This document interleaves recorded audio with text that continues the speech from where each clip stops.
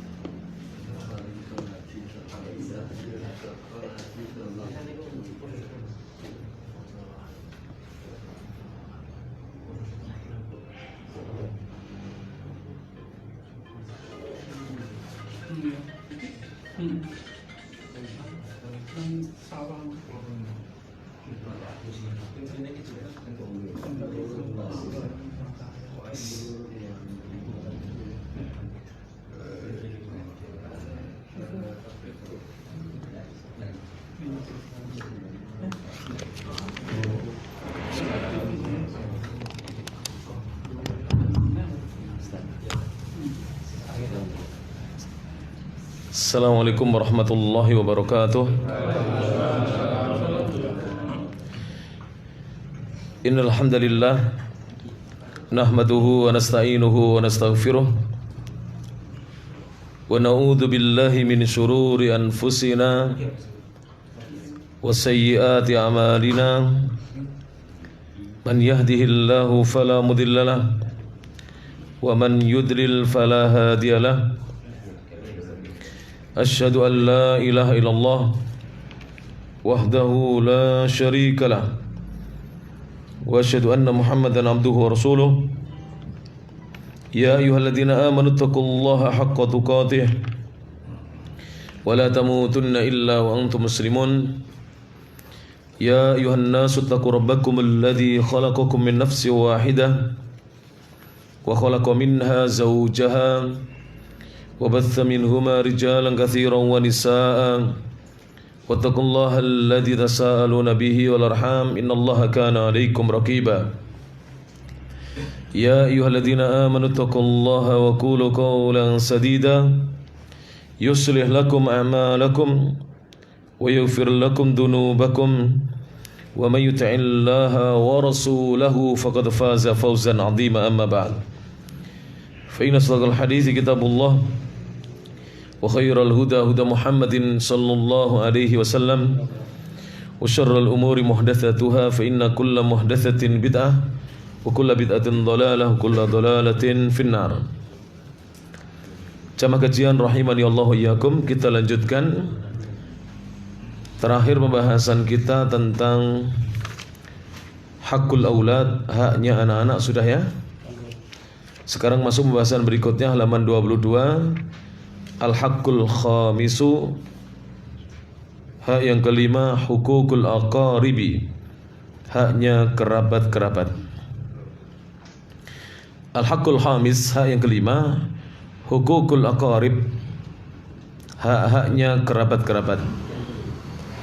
Berkata Syekh Muhammad Ibnu Shalih Al-Utsaimin rahimahullahu taala, beliau mengatakan lil qaribi, kerabat memiliki ya, lil qaribi atau bagi kerabat, alladzi yattasilu bika, yang memiliki hubungan denganmu, fil qarabati, dalam kekerabatan,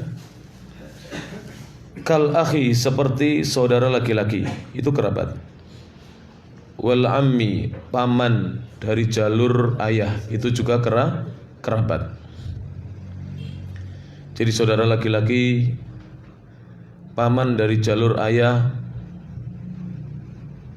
wal khali, kemudian paman dari jalur ibu. Kalau dalam agama Islam dibedakan ya, al-am itu paman saudara laki-lakinya ayah.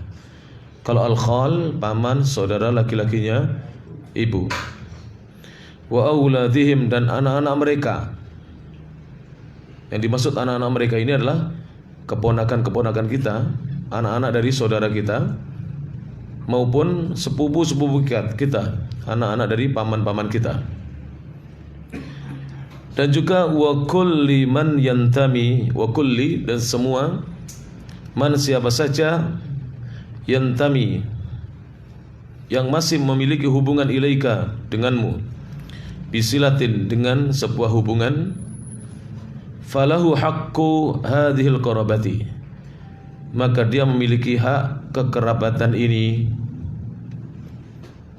bihasabi qurbihi, sesuai dengan kedekatannya. Semakin maka haknya semakin besar. Jadi al-walidani, dua orang tua atau al-abawani, itu tidak boleh dikatakan kerabat. Jadi kerabat itu di luar kedua orang tua dan anak-anak. Bisa difahami? Jadi orang tua kita jangan dikatakan ini kerabat saya, dolim gitu. Lebih daripada kerabat. Demikian juga anak. Ini siapa? Ini kerabat saya. Tidak, itu anak. Taib. Namun saudara laki-laki ini boleh dikatakan apa? Kerabat. Qala Allah Ta'ala, dalilnya, dasarnya adalah firman Allah Subhanahu wa taala. Allah berfirman, kata Allah, wa ati dzal qurba haqqah, dan tunaikan atau berikan kepada dzal qurba, seorang yang memiliki kekerabatan denganmu, haqqah, haknya. Surah Al-Isra ayat 26. Surat Al-Isra ayat yang ke-26. Jadi para jamaah yang rahmati Allah Subhanahu wa taala, kerabat-kerabat kita memiliki hak atas kita. Berarti kalau haknya kerabat itu adalah kewajiban untuk kita, maka kita diperintahkan untuk memberikan hak itu, menunaikannya. Tidak boleh kita kemudian melalaikan hak-hak mereka, kerabat-kerabat kita. Dan ini firman Allah Subhanahu wa taala, wa atidzal qurba haqqahu, dan berikanlah kepada orang yang memiliki kekerabatan haqqahu, haknya.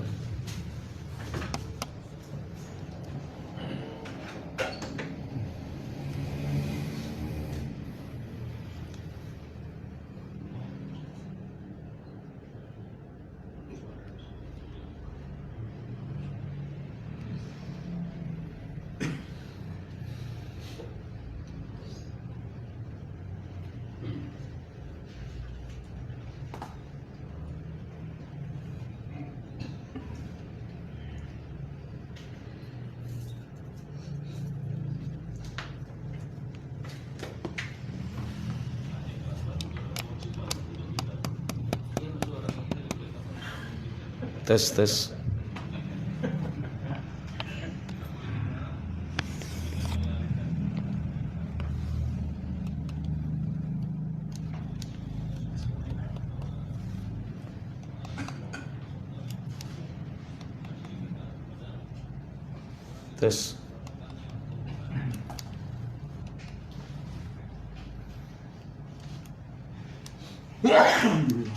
Yarhamukallah.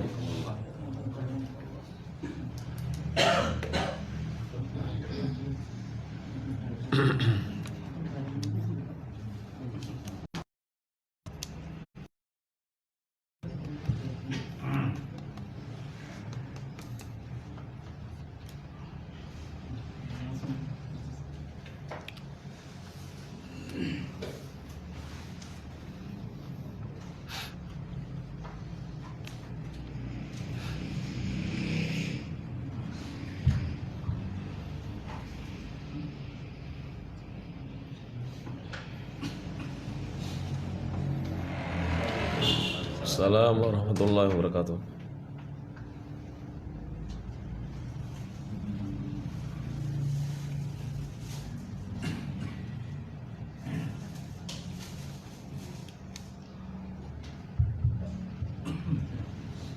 Tes.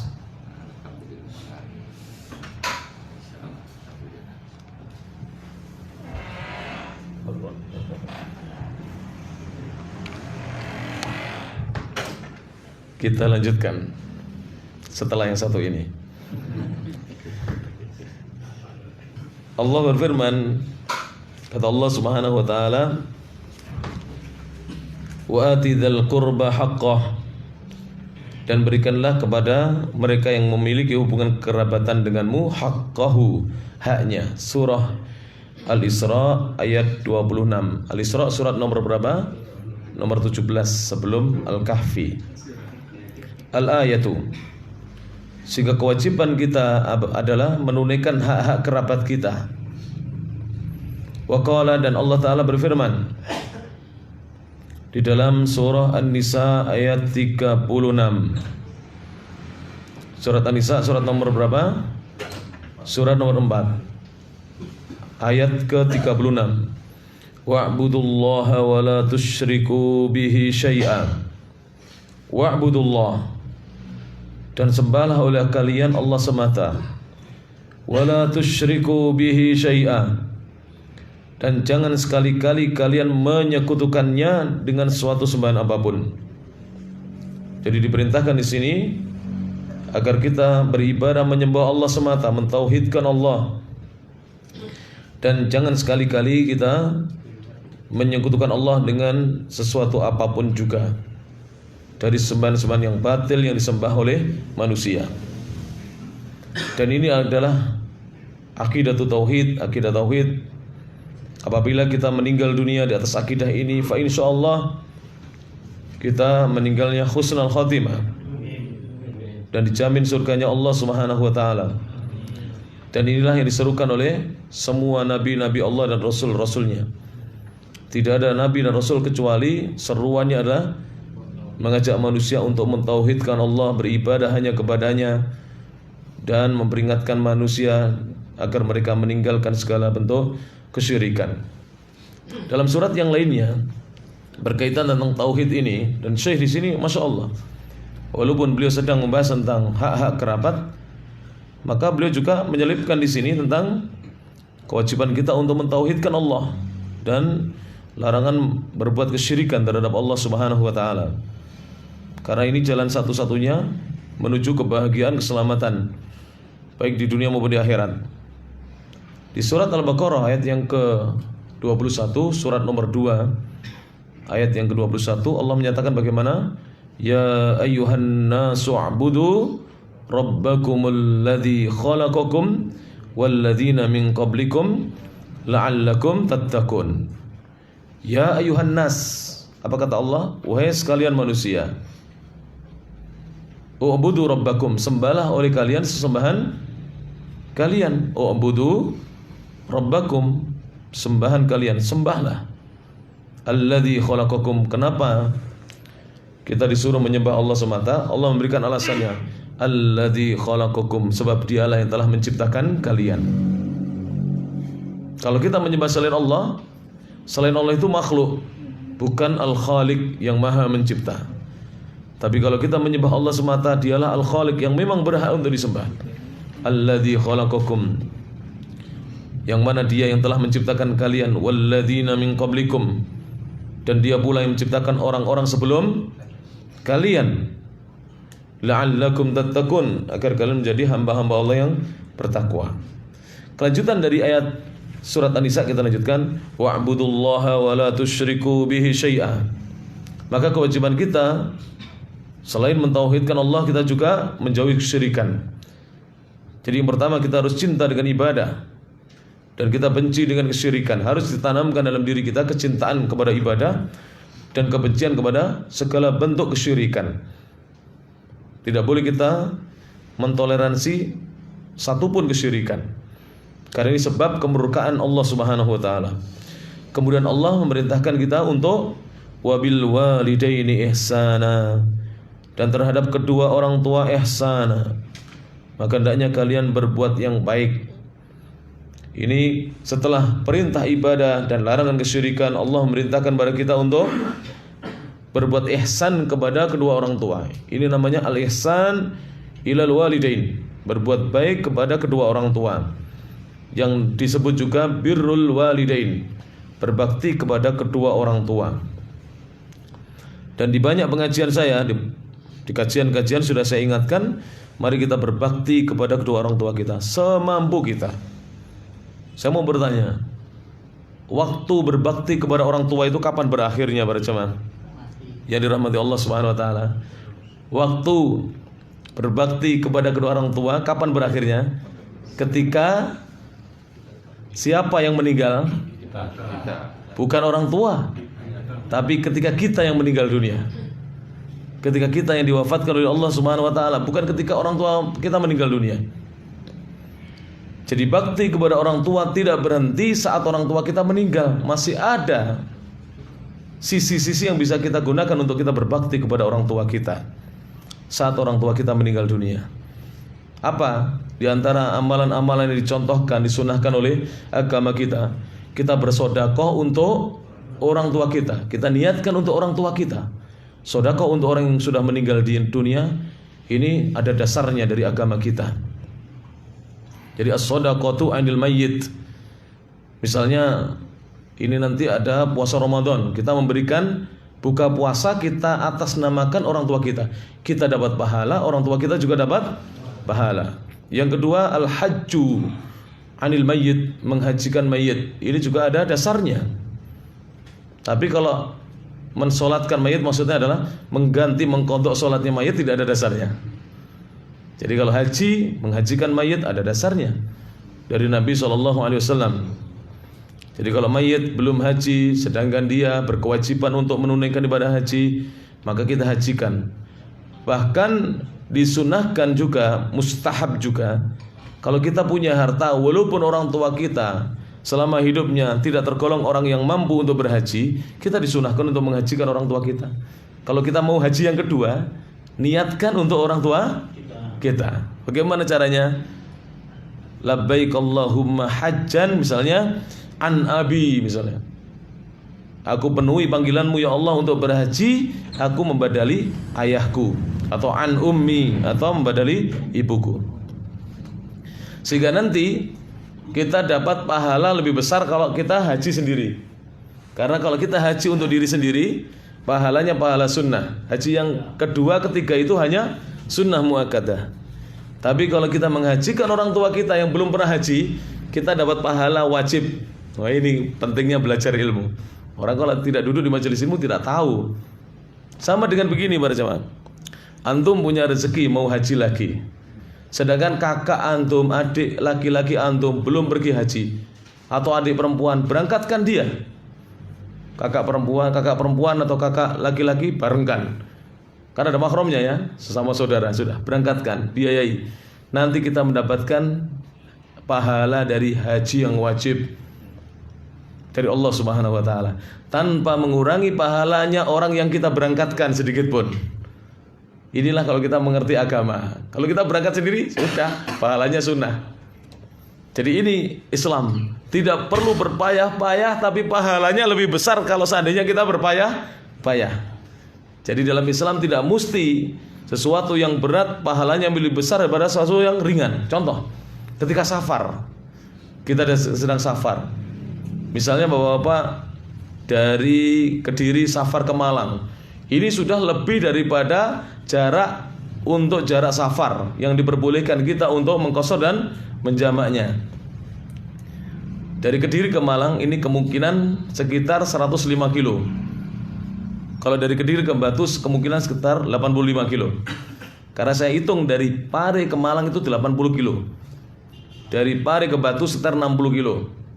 Jadi sudah masuk jarak safar. Sebagaimana disebutkan para ulama kita, jarak safar itu sekitar 70-80 kilo. Bahkan jika melewati beberapa kota walaupun jaraknya belum sampai 70 kilo, sudah terhitung sebagaimana jarak safar. Maka kalau kita sholat, misalnya para jamaah, ketika di Batu misalnya kita sholat duhur 4 rakaat, tidak mengqashar dan tidak menjamak, kita hanya dapat pahala duhur 4 rakaat saja. Mari kita perhatikan ya. Kita sholat asar juga pada waktunya di Batu sana, atau di Batu sholat duhurnya, asarnya di Malang. Kita kerjakan 4-4 tanpa jamak, tanpa qashar. Kita hanya mendapatkan pahala sholat itu sendiri, yaitu sholat duhur dan asar. Tetapi kalau kita jamak di Batu, jamak takdim duhur dan asar di waktu Zuhur. Kemudian kita qashar lagi. Jamaah itu digabungkan 2 sholat dalam satu waktu. Kemudian diqashar, diringkas. Yang 4 rakaat jadi 2 rakaat. Maka pahalanya kita dapat pahala sholat duhur, sholat asar, sholat jamak, dan sholat qashar. Wah, Masya Allah pahalanya. Karena kita mengambil rukhsah. Seorang mengambil keringanan. Rasulullah sendiri manusia yang paling bertakwa, menjamak dan mengqashar. Lah kita ini tidak terlalu bertakwa kok gaya. Gaya, kita ini gaya, sering gaya. Mandak neng batu dikosor barang loh. Islam itu bisa jadi amalannya lebih ringan dan lebih sedikit, pahalanya lebih besar. Itu tadi, haji tadi. Kalau ngerti ilmunya seperti itu, tidak bolak-balik berangkat. Ini bolak-balik berangkat ingin apa? Pertanyaan sama dengan kemarin. Bagi yang gagal umroh, harusnya sabar. Kita disuruh beriman wa tu'mina bil qadari. Beriman dengan takdir ketentuan Allah. Khairihi, takdir yang baiknya, wa syarrihi, maupun yang buruknya. Orang yang gagal padahal dia sudah berniat bulat, dapat pahalanya apa tidak? Dapat. Tapi kenapa marah? Karena tidak bisa selfie. Kok kurang akal? Kalau nggak bisa selfie, ya toh, setel TV di sini, Mekah, itulah TV Mekah, Roja TV. Ya, berat foto di sini, kayak Abu Janda. Padahal sedang dia apa? Di depan TV. Akhirnya berdoanya keliru menghadap sana. Kaabahnya di situ. Kaabahnya di sana. Ini, ya Allah. Ini bahayanya selfie. Ya Allah, wallahul musta'an. Hadana Allah iyyakum. Semoga Allah memberikan hidayah kepada kita dan mereka. Amin ya rabbal alamin. Taib. Jadi, saudara, dalam Islam ini amalan-amalan itu banyak yang mudah dan pahalanya besar. Hanya kita saja yang kurang mengerti ilmunya. Kemudian para jamaah yang rahmati Allah Subhanahu wa taala, kalau misalnya kita sedang safar di Batu dan Malang, jangan jamak saja tanpa qashar, lemprek kita. Berarti sholatnya 8 itu. Zuhur 4, komat lagi asar 4. Harusnya ringan, justru makin apa? Berat. Kalau mau jamak sekalian di qashar. Tidak mau dijamak sekalian ya nggak usah jamak qashar. Tapi kehilangan banyak pahala. Kita lanjutkan para jemaah. Wa bidzil qurba. Dan Allah juga memerintahkan kalian berbuat baik kepada orang-orang yang memiliki kekerabatan denganmu. Jadi bukan hanya ihsan itu kepada kedua orang tua, tapi juga kepada kerabat. Disuruh baik kita. Jangan kalau kerabat kita datang, kita tahu kerabat ini kalau datang mesti minta bantuan kita. Jangan kita ada komentar dengan istri kita, mrene maneh wong ini gorong. Tak tanggali loh, wingi tanggal tas wingi tanggal 1 Maret. Saiki wis mrene maneh. Justru kita seneng para jemaah. Sedekah enggak mengantarkan, seneng enggak? Sedekah enggak nganterke. Diparani orang itu kan sedekah, tidak perlu kita apa? Mencari siapa yang berhak bersedekah. Coba nanti orang-orang yang di akhir zaman duitnya banyak, rezekinya melimpah, tapi mencari orang yang mau menerima sedekah tidak ada. Mumpung sekarang banyak yang mau menerima sedekah, segera bersedekah. Jangan manu-manu aja. Ini saya serahkan kepada Pak Dodi, Korlap wilayah Kediri. Kayak demo Korlap bareng. Koordinator lapangan untuk penyaluran dana ya wilayah Kediri, Pak Dodi saya tunjuk. Nanti antum kalau mau sedekah, insya Allah kami akan mengadakan buka puasa bersama di Pare, insya Allah. Biar dalam merata, insya Allah. Kediri sudah banyak yang sedekah ini ya. Orang kaya-kaya banyak Kediri ini. Nah, perusahaan-perusahaan juga banyak, instansi banyak di sini, kantor-kantor. Saya minta dialihkan ke Pare sebagian aja, 10% ke Pare. Jadi kalau panjenengan misalnya sedekah biasanya di Kediri 10 juta ya 1 juta ditaruh Pare. Kalau bisa 10 juta semuanya Pare gitu lah. Ya insya Allah kita menunggu benar. Ternyata banyak saudara kita para jamaah. Itu ada yang kalau buka puasa ya seadanya. Bener, begitu dapat satu kotak buka puasa itu kelihatan dari wajahnya sumringahnya. Saya dapat cerita ketika saya memang nggak ngantarkan sendiri, nggak ada waktu saya.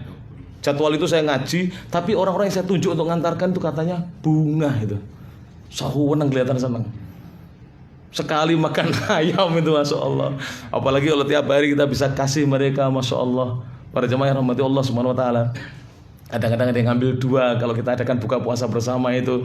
Satunya bawakan istrinya yang di rumah nggak ikut buka. Biarkan gitu ya. Kalau ada jamaah kita ngambil 2 disisihkan, biar nggak usah dirasani, nggak usah dilokne. Si rong entuk kalau ngambil 2 tanya. Ini buat keluarga ya. Oh ini kita tambahi lagi gitu. Kok mentolok, kok dulurik mau buka puasa itu berarti kan puasa ya. Alhamdulillah. Harusnya kita bersyukur pada Allah. Dikala banyak kaum muslimin yang tidak mau puasa, dia mau puasa. Masya Allah, biarkan dia ngambil berapa, biarkan para jamaah. Karena yakin di rumah ada yang menunggu dia, ya enggak. Kadang-kadang nggak dihabiskan itu sengaja dibawa pulang gitu. Masya Allah. Kita melihat itu berepes milih, bener. Bagaimana mereka ini kesusahan para jamaah yang rahmati Allah Subhanahu wa taala. Ini saya dorong ini, jangan bakhil-bakhil dengan harta ya insya Allah. Dan At-Tirmidzi juga menunggu donasi dari antum untuk menyelesaikan pesantrennya, Masya Allah. Wes diomongi kak bantu ya kebajet.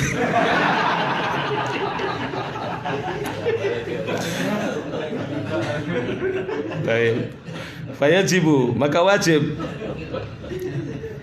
ala kulli qaribin, atas setiap kerabat, an yasila, untuk menyambung qaribahu, kerabatnya, menyambung hubungan dengan kerabatnya, bil ma'rufi, dengan cara yang baik, bi badli al jahi, dengan dia berupaya ya mengorbankan al jahi, jabatannya, pangkatnya, wa naf'il badani, kemudian berupaya untuk memberikan kemanfaatan kepada badan saudaranya, wa naf'il mali, maupun hartanya, kemanfaatan berupa harta, bihasabi, sesuai dengan ma tatatallabuhu quwwatul qarabati, sesuai dengan apa yang dituntut oleh kekuatan kekerabatannya. Semakin dekat maka semakin kita bantu. Wal hajati, dan kekuatan hajatnya, keperluannya, kebutuhannya. Wa hadza ma yaqtadihi syar'u, inilah yang dituntut oleh syariat, dikehendaki oleh syariat. Wal aqlu, dan akal, wal fitratu, dan fitrah. Jadi syariat menuntut kita untuk kita ini ya mengorbankan pangkat kita, jabatan kita untuk keluarga kita. Jadi tidak keliru seorang itu membantu keluarganya, tidak keliru. Mumpung dia masih punya jabatan, gajinya masih besar, dibantu keluarganya. Jangan nunggu pensiun. Loh bener, tidak apa-apa. Misalnya seorang punya jabatan, dia bisa membantu ya. Dia bantu saudaranya, enggak apa-apa. Dalam Islam tidak apa-apa. Mumpung dia masih bisa membantu. Tapi tidak boleh menghalangi orang lain yang bukan kerabatnya untuk bisa masuk di situ. Misal kita ambil contoh. Misalnya seorang jadi kepala sekolah. Kemudian ada lowongan menjadi apa? Misalnya kalau pembantu sekolah itu apa namanya? Bukan tukang kebun sekolah, apa namanya? Penjaga sekolah. Kemudian dia yang tahu tentunya lowongan ini mau pensiun ya. Diberitahu keluarganya, siapa yang mau jadi penjaga sekolah? Beritahu. Kalau nggak ada yang mau, tawarkan kepada orang lain. Ya. Kalau misalnya keluarganya memiliki spek, keahlian atau ijazah sebagaimana yang dibutuhkan, ya keluarganya dulu yang dibantu. Para jemaah. Dan ini tidak menghalangi orang lain. Tidak menghalangi orang, tidak boleh menghalangi orang lain. Misalnya keluarganya nggak mampu, kemudian ada orang lain yang mampu, dia memberikan kepada keluarganya. Ini nggak boleh dalam Islam. Tapi kalau mendahulukan keluarganya seperti ini, tidak dilarang dalam Islam. Tidak dilarang para jamaah rahmati Allah Ta'ala. Dan ini tidak termasuk nepotisme, tidak. Nepotisme itu kalau menghalangi orang lain, hanya diberikan pada keluarganya saja. Sekarang begini, mohon maaf, saya beritahukan pengumuman ini kepada orang lain, keluarga nggak saya kasih tahu. Alasannya apa? Jangan, ini keluarga nanti masuk ke sini nepotisme. Tidak, semua berhak untuk mendapatkan jabatan itu. Tapi kalau kita bisa membawa keluarga kita, mengangkat dia nggak punya pekerjaan, orang lain yang jauh kita datangkan ke sini, keluarga yang dekat kita tidak beritahu keluarga kita. Siapa tahu dia mau bekerja di situ, berbakti di situ. Tentunya harus sesuai dengan persyaratan yang ada. Tidak boleh dia tidak memenuhi persyaratan kita masukkan, tidak boleh. Ini yang dikatakan dalam bahasa pemerintahannya nepotisme. Tidak boleh seperti ini. Oleh karena itu para jamaah yang rahmati Allah Subhanahu wa taala, Utsman bin Affan dituduh melakukan nepotisme. Ini tuduhan yang keji. Karena Utsman bin Affan mengangkat keluarganya karena keluarganya memang mampu menduduki jabatan itu, dan sebelumnya sudah diangkat oleh khalifah yang lainnya.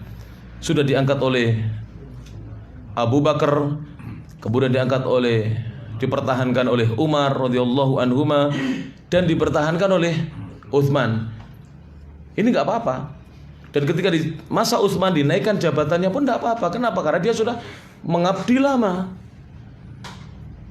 Ini tidak apa-apa. Ini kesalahan dari sebagian orang. Jangan keluarganya dimasukkan. Keliru, ya. Ini kekeliruan. Apalagi kalau instansinya itu adalah miliknya dia. Dia komisarisnya, dia direkturnya.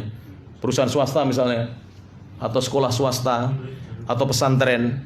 Lihat pesantren-pesantrennya Ustadz Sunnah, itu yang berkiprah di situ adalah keluarganya dulu. Karena keluarga itu kalau seandainya gajinya telat nggak ngeroweng, ya nggak?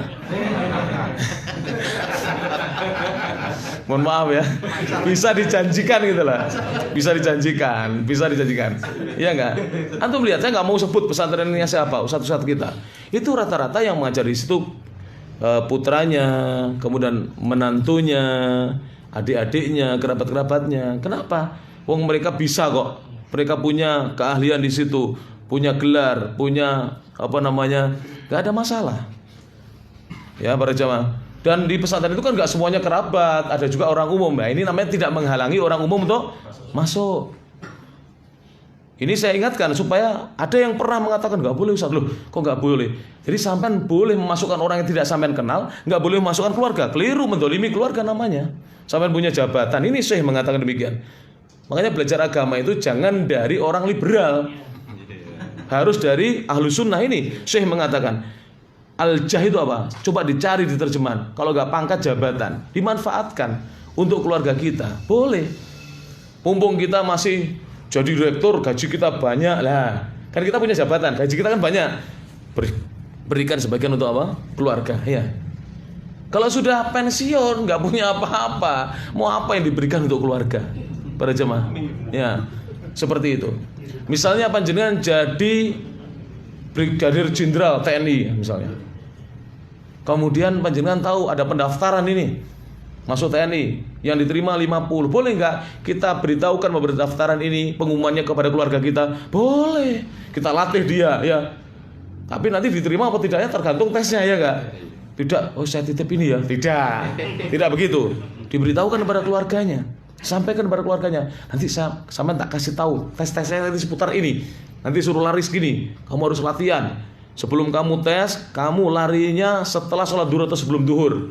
Nah ini triknya. Kalau kamu lari pagi, percuma nanti. Nggak bisa nanti kalau tes kalah dengan yang lain. Kamu larinya sebelum duhur, jam 11 itu lari. Nanti kalau masuk duhur kamu sholat dulu. Habis sholat duhur lari lagi. Itu nanti kalau kamu lari 3 lapangan sama dengan 6 lapangan, putaran lapangan. Wah ini berarti bocoran ya. Seperti ini. Kamu jangan gemuk-gemuk, terus nggak usah latihan push up atau latihan fitness, nggak boleh dibentuk tentara itu atau polisi, nggak boleh. Ini kan bocoran, boleh nggak? Boleh. Seperti ini, karena saudaranya sudah pernah tes dan berhasil. Sampaikan kepada saudaranya yang lain, mumpung dia bisa, gitu, memberikan kesempatan. Ya, nah, ini seperti ini para jamaah. Ini rahmati Allah Subhanahu Wa Taala. Taib, kita lanjutkan ya, nanti nggak selesai. Waqad kathuratin nususu, dan sungguh telah banyak nas-nas fil hathi yang berisi anjuran ala silaturrahimi, untuk bersilaturahim. Wa huwal qaribu, yaitu bersilaturahim itu maksudnya menyambung kekerabatan dengan al-qarib. Al-qarib itu siapa? Kerabat. Wa targhibu fi dzalika, dan memotivasi untuk melakukan silaturahim. Jadi kalau dengan keluarga itu namanya silaturahim. Kalau dengan orang yang bukan keluarga, ziarah. Saya mau ziarah ke misalnya Pak Kiai atau Ustadz siapa atau ke teman siapa. Loh, apa sudah mati kok ziarahnya? Nah, ini nggak pahamnya di sini. Ziarah itu tidak nunggu mati. Kalau mati berarti ziarah kubur. Kalau belum mati menziarahi dia di rumahnya. Hadisnya memang begitu. Ada seorang laki-laki dulu di zaman Nabi itu dia menziarahi ya saudaranya seakidah karena Allah. Tidak ada kaitannya dengan bisnis, tidak ada kaitannya dengan kemanfaatan apapun. Maka di tengah perjalanannya Allah mengutus seorang malaikat untuk menyampaikan bahwa dia dicintai oleh Allah Subhanahu wa taala. Ini namanya ziarah. Ziarah itu kalau bukan kerabat. Jadi saudara sesama muslim itu ziarah. Ya. Kemudian para jamaah rahmatullah taala beliau mengatakan fa fis sahihaini dalam sahih Bukhari dan sahih Muslim an Abi Hurairah dari Abu Hurairah radhiyallahu anhu anna Nabiy sallallahu alaihi wasallam sungguhnya Nabi sallallahu alaihi wasallam qol Nabi bersabda innallaha khalaqal khalqa sesungguhnya Allah menciptakan makhluk hatta hingga idza faragha minhum ketika Allah selesai dari mereka dari menciptakan mereka qamatir rahimu maka rahim kemudian berdiri. Faqalat kemudian rahim berkata, ini semuanya perkara gaib, kita tidak tahu. Kewajiban kita adalah mengimaninya. Kemudian rahim mengatakan, hadza maqamul a'idzi bika minal qati'ati. Ini adalah waktu kesempatan untuk seorang berlindung kepadamu ya Allah, minal qati'ati dari putus atau keterputusan, putus dengan kerabat-kerabatnya. Faqala Allahu maka Allah berfirman, na'am iya. Jadi hadis ini hadis apa? Qudsi. Kemudian Allah mengatakan berfirman, kata Allah, ama tardoina, tidakkah engkau ridho wahai rahim, ama tardoina an asila untuk aku sambung man wasolaki siapa saja yang menyambungmu. Jadi Allah mengatakan kepada rahim ya, rahim itu apa? Kekerabatan.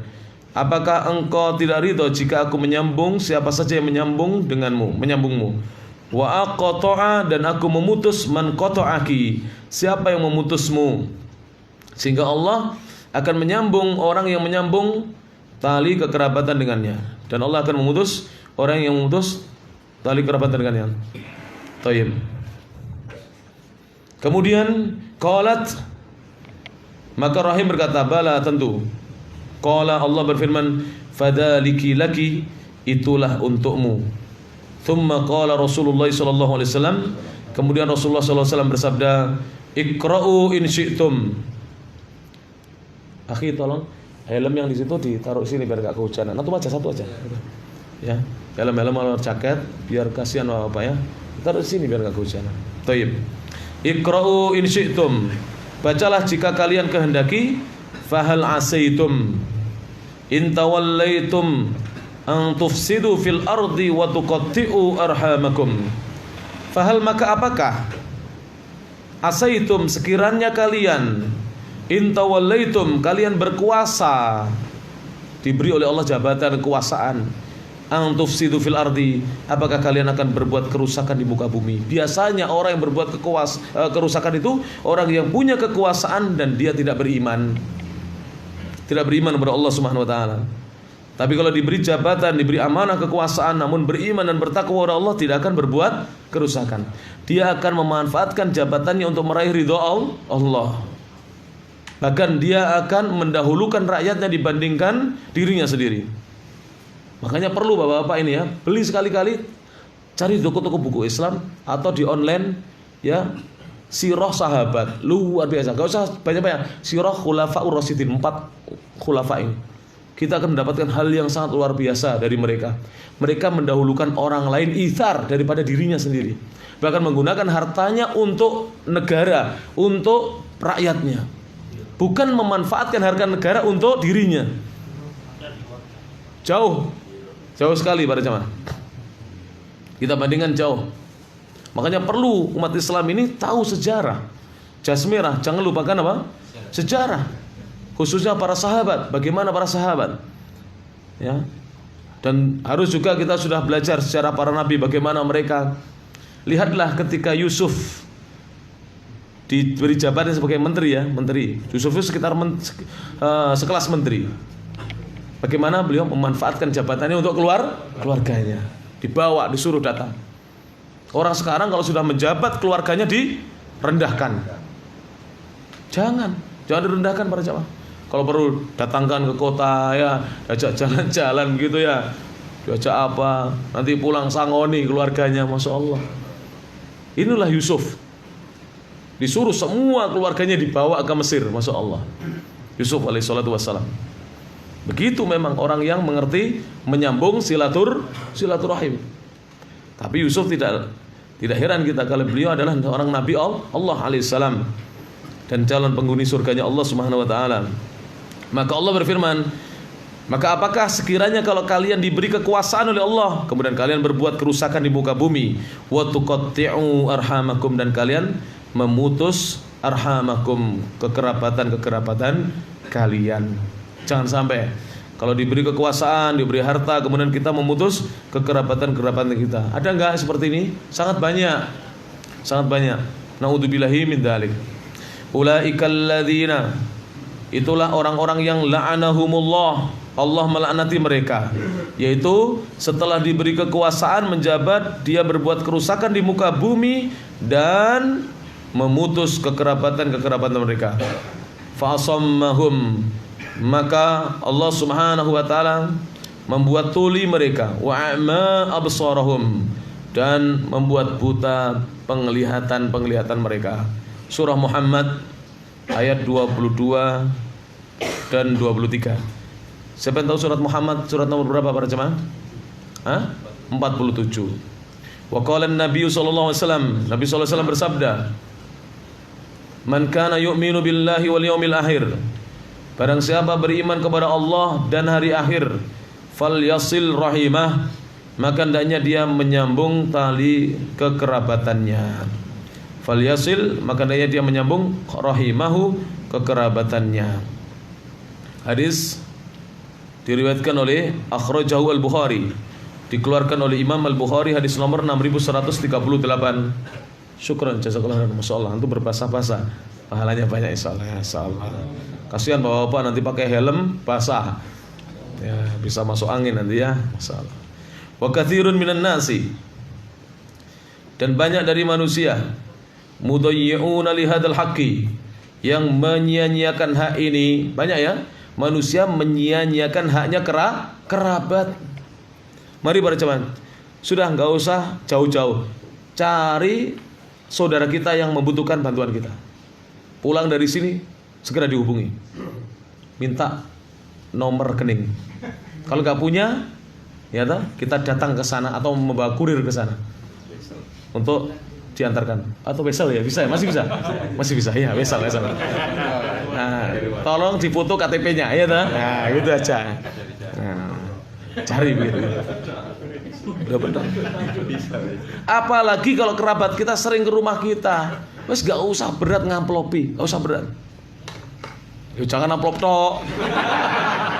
Yang penting dalamnya, ya amplop. Tapi memberikan harus senyum, jangan sambil cemberut. Oh kayak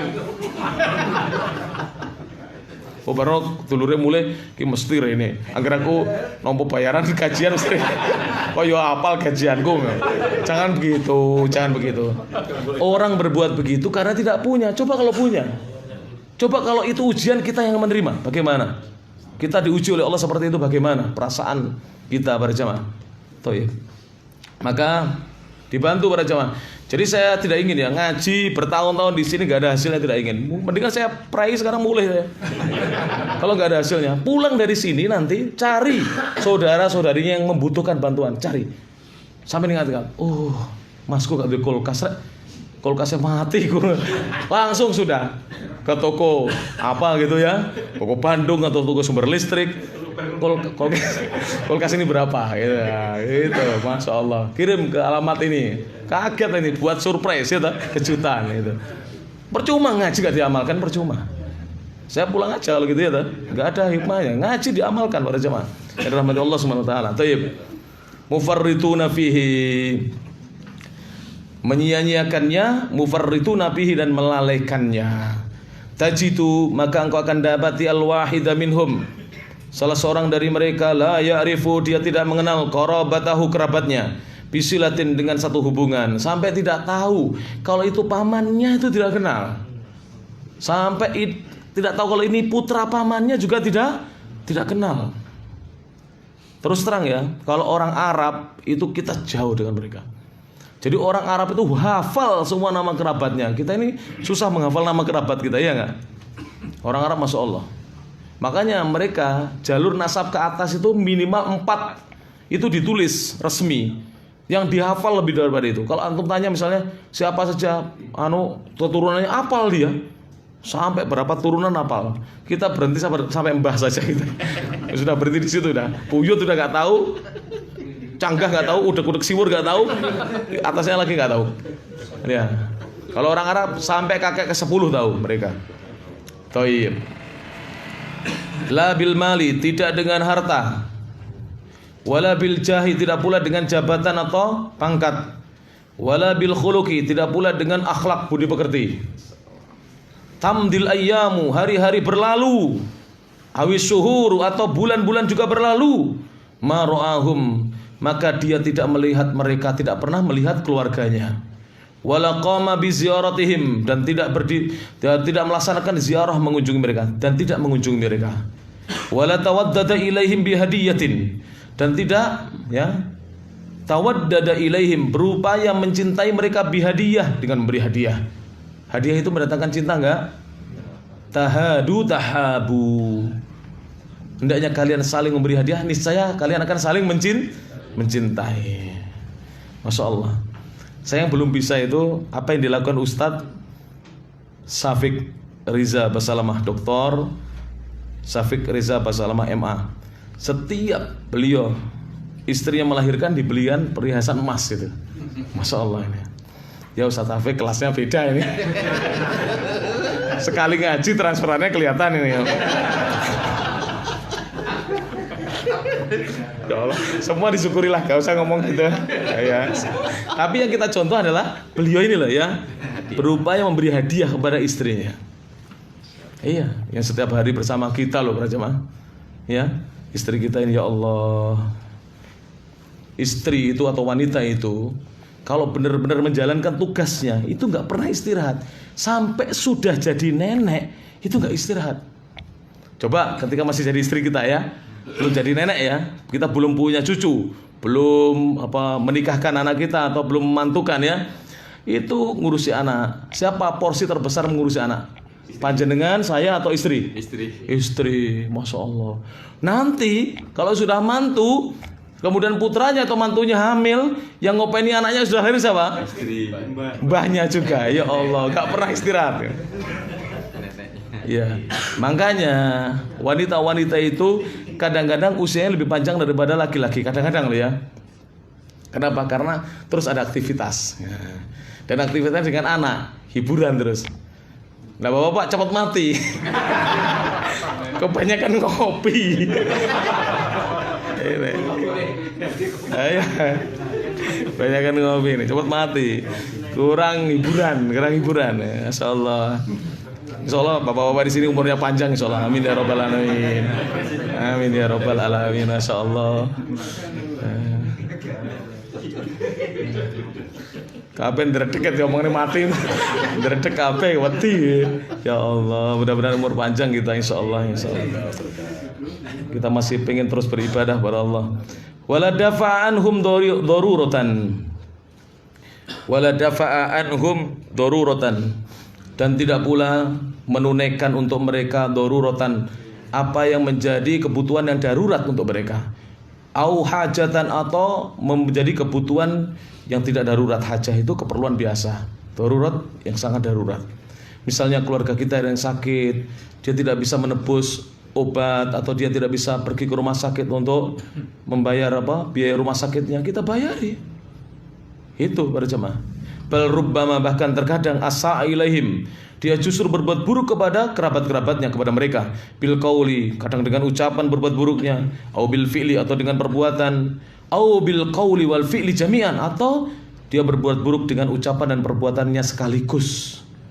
Jadi bukan hanya menyakiti dengan kata, tapi juga dengan kata-kata dan perbuatan sekaligus. Yasilul ba'id, kadang-kadang dia yasilul ba'ida, menyambung keluarga yang jauh, kerabat yang jauh. Wa yaqta'u, dan dia memutus al-qariba, yang dekat. Bagaimana itu? Jadi dia benci dengan kakak atau adiknya, jadi kakak kandung atau adiknya kandung, tapi justru anak paman yang jauh dia datangi. Nah ini, jangan. Ada seperti ini ya kan? Sepertinya ada di masyarakat kita. Jadi menyambung yang jauh, tapi memutus yang dekat. Naudzubillah min dzalik. Yang paling parah adalah seorang memutuskan hubungan dengan ayah dan ibunya. Ini yang paling parah. Walaupun ayah kita, ibu kita non muslim, kita tetap disuruh berbuat baik kepada mereka. Tidak boleh kita putus para jamaah yang rahmati Allah Subhanahu wa taala. Jadi mari yang sudah ngaji ini diperbaiki betul-betul hubungannya dengan orang tua itu. Jangan sampai kita putus dengan orang tua kita, dengan mertua kita. Sudah, kita ngalah saja. Ngalah saja dengan siapa? Dengan orang tua kita, dengan siapa? Mertua kita. Nanti kalau kita sudah jadi orang tua seperti mereka, anak-anak kita insya Allah ngalah dengan kita. Ini ya para jamaah yang dirahmati Allah SWT. Memang tidak semua orang tua dan mertua itu ngerti agama, yang bisa bersikap dengan benar terhadap kita. Kadang-kadang menyakitkan kita juga ya toh. Tapi kita tidak boleh membalas perbuatan buruk mereka dengan keburukan. Itu bukan ajaran dari Allah Subhanahu wa taala. Lanjut. Beliau mengatakan wa minan nasi, di antara manusia man yasilu, ada seorang yang menyambung aqaribahu, dengan kerabat-kerabatnya, in wasaluhu, jika kerabatnya menyambung dengannya. Jadi kalau kerabatnya menyambung, dia baru sambung. Wa yaqta'uhum, dan memutus mereka idza qata'uhu, jika mereka memutus dengannya. Jadi balas membalas gitu. Kalau disambung, dia nyambung. Kalau dia diputus, dia pun ikut memutus. Wa hadza laisa biwasilin. Ini bukanlah orang yang menyambung fil haqiqati, dalam hakikatnya, secara hakikatnya. Wa innama huwa mukafiun, namun dia hanya sekedar membalas lil ma'rufi, perbuatan yang baik, bimithlihi, dengan yang semisalnya. Panjenengan didatangi kemudian balas mendatangi, ini namanya mukafi, namanya orang yang membalas. Bukan orang yang menyambung. Orang yang menyambung itu bagaimana? Syekh akan menjelaskan di sini insyaallah. Wa huwa hasilun lil qaribi. Perbuatan seperti ini terjadi pada kerabat yang dekat, wa ghairihi, maupun kerabat yang jauh yang selainnya. Fa innal mukafa'ata, karena sungguhnya membalas, la takhtassu, tidak hanya dikhususkan bil qaribi, kepada keluarga yang dekat atau kerabat. Wal wasilu haqiqatan, dan seorang yang menyambung secara sebenarnya adalah huwa, dia alladzi yasilu qarabatahu lillah, orang yang menyambung kekerabatannya karena Allah. Wala yubali, dan dia tidak memperdulikan, sawaun wasaluhu, baik mereka menyambungnya dengannya amla, atau tidak menyambungnya. Jadi tidak peduli, walaupun mereka memutus dengannya, dia tetap sambung. Ini namanya menyambung. Ada tali putus, kita sambung ya. Ini namanya menyambung. Seperti itu. Kemudian kama fi sahihil Bukhari, sebagaimana datang dalam kitab Sahih Bukhari, an Abdullah bin Amr bin Al-As radhiyallahu anhuma, dari Abdullah bin Amr bin Al-As radhiyallahu anhuma, anna Nabiy sallallahu alaihi wasallam, sungguhnya Nabi sallallahu alaihi wasallam, qol, beliau bersabda, laisal wasilu, bukanlah orang yang menyambung itu bil mukafi, dengan membalas, walakinnal wasila, tetapi orang yang menyambung itu alladzi, yaitu orang yang idza quti'at rahimuhu, apabila diputus kekerabatannya, wasolaha, dia menyambungnya. Itulah hakikat orang yang menyambung. Ketika orang saudara kita, misalnya kita punya kakak laki-laki, dia tidak mau datang ke kita, bahkan membenci kita, kita sambung, kita datangi, kita telepon, kita beri hadiah. Ini namanya menyambung. Berat memang, diperlakukan tidak baik, tapi balasannya baik. Tapi ya kita ingin surga apa, ingin apa? Kalau kita ingin hanya kenikmatan dunia, ya memang mungkin begitu. Tapi sebenarnya orang kalau membalas keburukan dengan keburukan, itu jadi penyakit hati enggak? Panjenengan dimarahi orang, dimarahi apa? Dibenci orang, dicaci orang, balas mencaci. Setiap ketemu dengan dia, bagaimana hatinya? Dadanya itu loh. Atau jantungnya bagaimana? Dak dak dak dak. Iya. Tapi kalau kita legowo, kita maafkan, wis gak apa-apa. Saya maafkan, wong itu ya juga kakak saya kandung, sebapak, seayah, seibu, ya kan? Maka dia tidak ada perasaan begitu. Dadanya ringan, ya tabar jamaah, ya rahmat Allah Subhanahu wa taala, tidak ada perasaan seperti itu. Wa sa'ala rajulun, hadisnya tadi yang barusan kita bacakan, akhrajul Bukhari, dikeluarkan Imam Bukhari, hadis nomor 5991. Wa sa'alahu rajulun, ada seorang laki-laki bertanya kepada Nabi. Faqala, dia berkata, ya Rasulullah, wahai utusan Allah, inna li qarabatan, sungguhnya aku memiliki kekerabatan, asiluhum, aku menyambung mereka, wa yaqta'unani, namun mereka memutusku, wa uhsinu ilaihim, aku berbuat baik kepada mereka, wa yusi'una ilayya, namun mereka berbuat buruk kepadaku. Jadi balasannya ini tidak sebagaimana yang diharapkan, ya kan? Wa ahlumu anhum, aku berbuat santun kepada mereka, aku santun kepada mereka. Wa yajhaluna aliyya, mereka berbuat kejahilan kepadaku. Faqala Nabi sallallahu alaihi wasallam, maka Nabi sallallahu alaihi wasallam bersabda, la in kunta kama qulta, sungguh jika kamu sebagaimana yang kamu katakan, faka'annama, maka seakan-akan kamu itu tusiffuhumul mallu, tusiffu,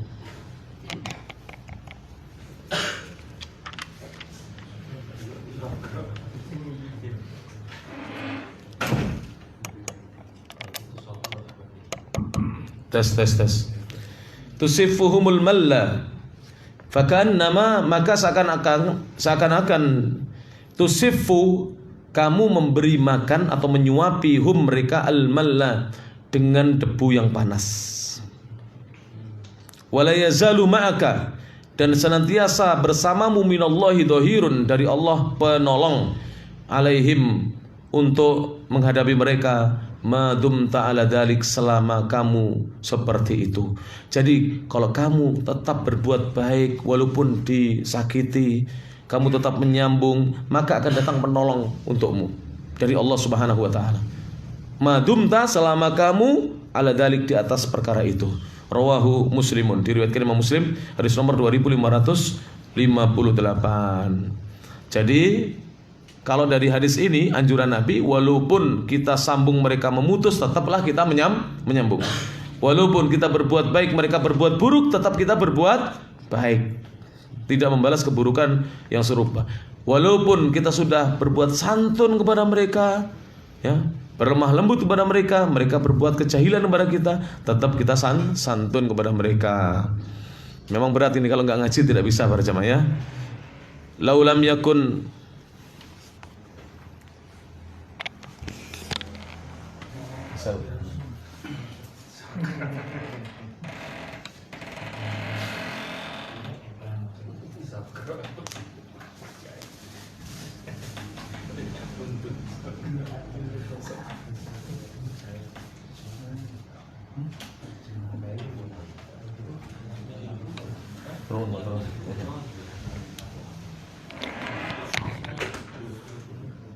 Kemudian beliau berkata, kita lanjutkan ya. Alhamdulillah sudah nyala terang lagi ini. Laulam yakun fi silaturrahimi, seandainya tidak ada dalam silaturahim, illa kecuali annallaha yasilul wasila, sesungguhnya Allah akan menyambung orang yang mau menyambung, fid dunya, di dunia, wal akhirati, dan di akhirat. Fayamudduhu, kemudian Allah memberikan karunia kepadanya, birrahmati, dengan rahmatnya, wa yuyassiru, dan Allah memudahkan lahu untuknya, al-umura, segala urusannya. Seandainya, ya, silaturahim itu gak punya keutamaan kecuali Allah menyambung orang yang menyambung silaturahim di dunia maupun di akhirat. Dengan Allah memberikan karunia berupa rahmatnya, Allah mudahkan untuknya segala urusannya, wa yufarriju, dan Allah lapangkan anhu, darinya, al-kurubati, kesusahan-kesusahannya, ma'ama fi silaturahimi, bersama dengan apa yang ada dalam silaturahim, min taqarubil usrati, berupa saling berdekatannya keluarga. Kalau kita silaturahim itu keluarga menjadi apa? Dekat hubungannya. Wa tawadihim, dan saling mencintainya mereka. Wa hanuwi ba'dihim ala ba'din, dan satu dengan yang lainnya saling menyayangi atau saling merahmati. Kemudian wa muawanati ba'dihim ba'dha, dan satu dengan yang lainnya saling menolong. Wa muawanati ba'dihim, membantu sebagian mereka, ba'dha, dengan sebagian yang lainnya, fi syada'idi, dalam kesusahan-kesusahan. Kemudian wassururi, dan juga kegembiraan. Surur itu artinya kegembiraan. Wal bahjatil hasilati bidzalika, dan juga kebahagiaan yang didapatkan dengan bersilaturahim, kama huwa mujarrabun ma'lumun, sebagaimana ini adalah perkara mujarrab yang sudah apa mujarrab itu? Diuji cobakan, sudah dikerjakan, maklumun dan sudah diketahui. Jadi perkara silaturahim sudah mujarab ini, hasilnya mujarab. Wa kullu hadhil fawaidi, dan semua faidah-faidah ini tanakisu, menjadi berbalik atau terbalik, hinama, ketika ya tahullul qati'ah, terjadi pemutusan, wa yahsulu at-tabaud, dan terjadi saling menjauh. Jadi faedah ini nggak akan dapat kalau kita saling menjauh dan terjadi pemutusan hubungan kekerabatan, maka faedah ini tidak akan didapatkan. Jadi faedahnya apa tadi? Allah menyambung orang yang menyambung hubungan kekerabatannya di dunia maupun di akhirat. Allah memberi yang kedua apa? Memberi rahmat, mengaruniai rahmat. Yang kedua, memudahkan segala urusannya. Yang ketiga, Allah lapangkan segala kesedihannya. Yang ke berapa ini? 5 sekarang. Yang keempat tadi ya. Yang kelima, saling berdekatan satu dengan keluarga, satu dengan yang lain. Yang keenam, saling mencintai. Yang ketujuh, saling menyayangi. Kemudian saling menolong satu dengan yang lain dalam kesusahan. Kemudian berbahagia, bergembira, senang, bahagia. Ini semuanya adalah hal-hal yang sudah mujarab, yang sudah terbukti ya, berdasarkan apa yang telah dicoba dilakukan oleh orang-orang yang sudah bersilaturahim. Ya, orang-orang yang sudah bersilaturahim. Saya masih ingat dulu nenek saya punya sepupu.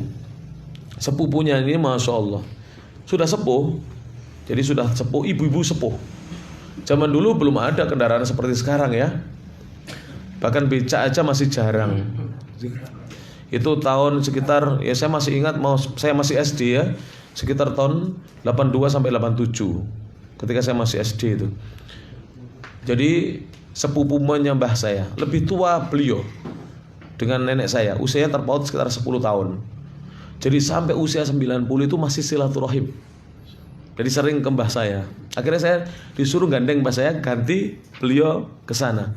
Masya Allah, masih silaturahim dan diberi kesehatan. Dan orangnya itu masya Allah, orang yang sering silaturahim itu kelihatan dari wajahnya ya. Jadi kelihatan tampak kegembiraannya begitu. Coba antum pas hari raya itu loh, bagaimana ya kan? Ya, itu kalau seperti itu dibiasakan di hari-hari di luar hari raya kan lebih bagus lagi ya. Tidak dilarang silaturahim itu di hari raya, tapi alangkah lebih baiknya kalau kita di hari-hari yang lain juga bersilaturahim. Demikian yang bisa disampaikan. Mudah-mudahan bermanfaat. Akhirul kalam. Subhanakallahumma wa bihamdik, asyhadu an la ilaha illa anta, astaghfiruka wa atubu ilaik. Wa akhiru da'wana alhamdulillahi rabbil alamin. Assalamualaikum warahmatullahi wabarakatuh. Silakan.